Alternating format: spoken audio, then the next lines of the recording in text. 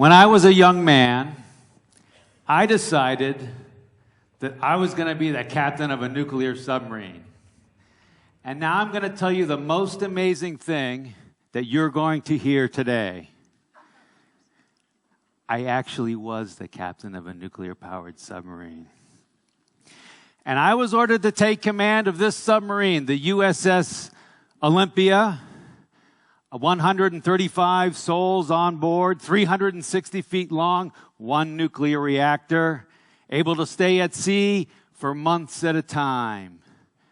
A very impressive warship.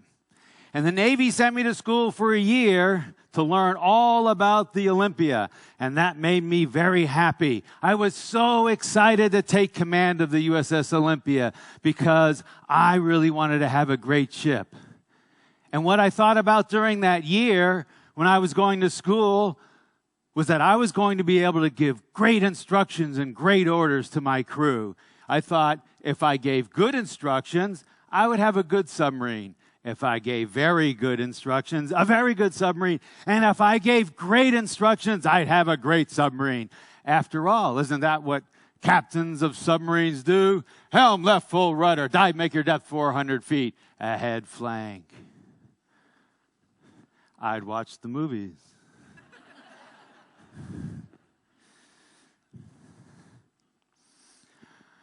Well, the plan changed, and just 1 week before I was scheduled to take command of this submarine, my parents were flying out to Hawaii to come to the ceremony. The Navy said, "No, you're not going to the USS Olympia. You're going to go to the USS Santa Fe." Bum, bum, bum. Now, the Santa Fe was the submarine that we all laughed at. She was the worst performing, worst morale, worst retention submarine in the United States Navy.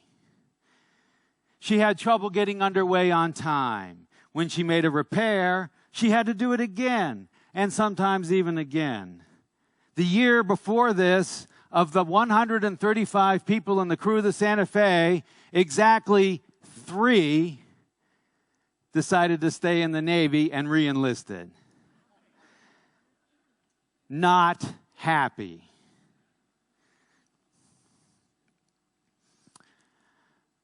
I was petrified. I was scared because I was trained for the Olympia, and the Santa Fe is a different submarine. So my technical knowledge on the Olympia wasn't going to necessarily directly apply to the Santa Fe. And I tried to picture myself going on the Santa Fe and giving all those great instructions. How was I going to give great instructions if I didn't know every single thing about the submarine? Well, I took command early in January, and we had an inspection coming up in 2 weeks. The reason I took command at such short notice is because the previous captain quit. He'd had enough. And I walked down the hatch. I go down the hatch for the very first time. Now, I'm the new boss. And I'm walking through the submarine. The passageways are narrow like on an airplane. And I'm bumping into people. And I say, "How are you?" They were like zombies. They had been beaten down because they had made mistakes, and then people took more control away from them, and then they made more mistakes. And when the crew of the Santa Fe thought about coming to work, they were not happy. They were thinking, "Oh, please, let me just not make a mistake. Let me just get through the day." They weren't thinking, "I'm going to go to work today and I'm going to accomplish something great, something wonderful." Far from it. So we have this inspection coming up. Now remember, they've just sent you to go down to the worst performing submarine, and there are 2 problems. Performance is bad, morale is bad. And you have an inspection in 2 weeks. You're going to go to sea for a week. You're going to shoot torpedoes, missiles, and there's going to be a crew of senior officers watching everything. Well, here's what I thought. I said, look, we need to really get better. And I was thinking, eventually, morale will improve. Eventually, people will be happier. So I said, study the book, study the book, study the book, study the books. We only have 2 weeks. We got a lot of study to do. Plus, we had to finish putting the submarine back together so we could get to sea. 3 things happened by accident during those 2 weeks. The first thing that happened was this. I was walking through the engine room, and there was a pump sitting on the deck, and there were no workers around it. It was just sitting there, and we needed to get to sea. The pump needed to be installed in the submarine so we could go to sea.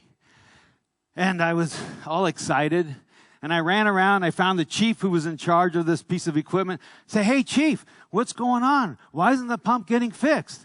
And he said, well, Captain, they didn't order the right part. I was like, they? Who's they?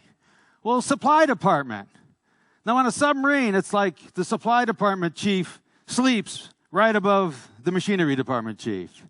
It's like, get up. We don't have the parts we need. So I just blurted out, there's no they on Santa Fe. It rhymed. That was good. And so that became a rule. No one could refer to anyone else on the Santa Fe with the word they. It was we. And so now we would have things like, well, they didn't assemble the equipment. I mean, we didn't, you just sound stupid. So that was one thing. It was accidental. The next thing that happened was we got underway for this inspection. Now remember, even though I was trained for the other submarine, I was used to giving orders and instructions. That's what captains of submarines did. And so I gave an order. It turned out on this particular submarine, unlike all the other submarines I'd been on, you couldn't do. It just didn't make any sense. It was like shifting into 6th gear and only having 5 gears in your car. And so I suggested to the officer of the deck. It wasn't even do this. I just said, hey, why don't we do this?